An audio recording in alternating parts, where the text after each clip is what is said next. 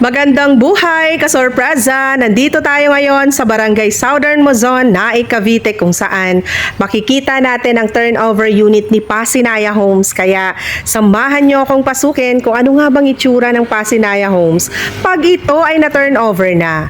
Kaya sa lahat po ng mga sumasahod ng 14,500 monthly, magkakabahay ka ng ating Pasinaya Homes. At eto na, kasorpresa ko, alam nyo ba dito po sa Naik, Cavite, kung saan nakalocate ang ating mga housing project, ay napakaganda ng location natin dahil hindi po tayo dito binabaha. At bukod doon, kasorpresa, may mga malalapit na school at malapit lang po ang sakayan papunta ng Maynila. Kaya ano pang inaantay natin kaysa mangupahan tayo habang buhay na hindi naman sa atin mapupunta ang bahay? Bakit hindi ka mag-avail ng ating zero down payment at zero equity ng mga house and lot kung saan minimum wage earner ka, kasorpresa, makaka-avail ka ng ating Pasinaya Homes. At ngayong araw na to, kasorpresa, samahan ninyo kung pasukin natin kung ano nga ba ang meron kay Pasinaya Homes na palagi ko tong ipinagmamalaki. Sino ba naman ang hindi magugulat na 14,500 ang sahod mo? Magkakabahay ka, nakamiralko ka na, may sarili ka pang metro ng tubig. Kaya ano pang inaantay mo? Tara na!